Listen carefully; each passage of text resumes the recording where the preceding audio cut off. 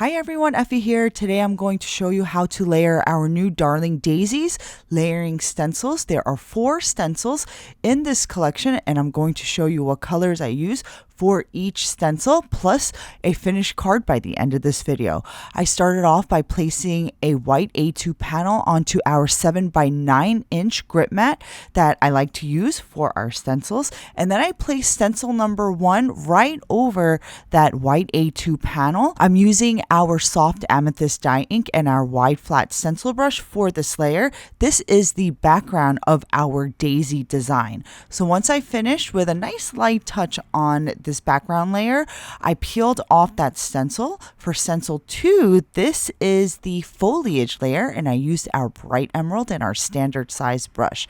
This is stencil 3. This is the petal layer, but really it's the shadow layer of our daisy petals, and I'm using our Ballet slippers dye ink and our mid-size brush because when the areas on the stencil are a little bit more narrow, I like to use a smaller size brush to ensure that we get into all of the crevices. After stencil 3, I peeled that layer off, placed stencil 4, and this is the layer for the daisy centers. I'm using our mini brush and our amber citrine ink, and you can see I'm just using a circular motion around the edges of each of these open areas, but I'm focusing on adding a concentration of that amber citrine ink along the edges. This is going to give my daisy centers a little bit more dimension. Of course, when you receive your stencils in the mail, you can use any colors you'd like. I encourage you to experiment with the colors. Any background color will be really nice, especially a nice deep color.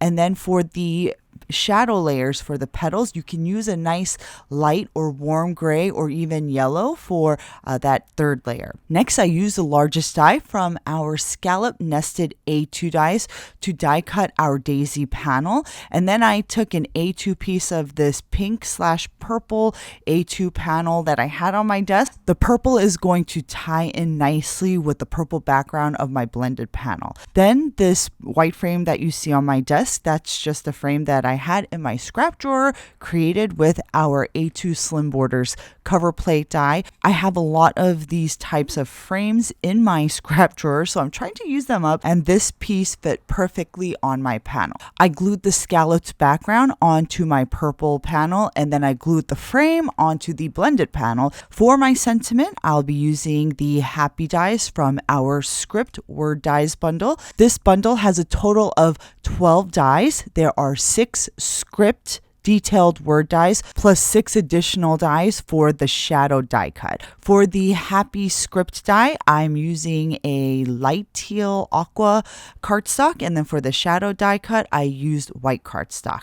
Once I've die cut both pieces, I'm going to glue the detailed word die over the shadow die, and I'm using my favorite ThermoWeb Ultra Bond liquid adhesive for all of my adhering needs today.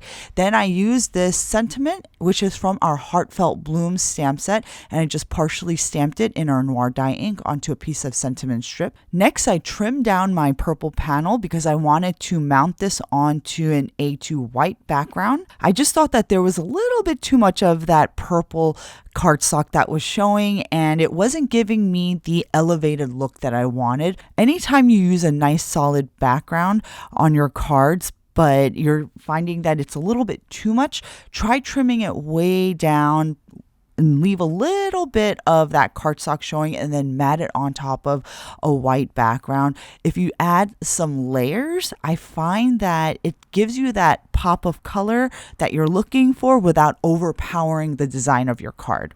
Next, I glued down the happy sentiment and I popped up the birthday sentiment strip, and then lastly, I added some of our deep purple rhinestones to complete my card. And here are 2 additional blended panels that I created to show you the variety that you can get with these beautiful background stencils. I hope you guys enjoyed today's video.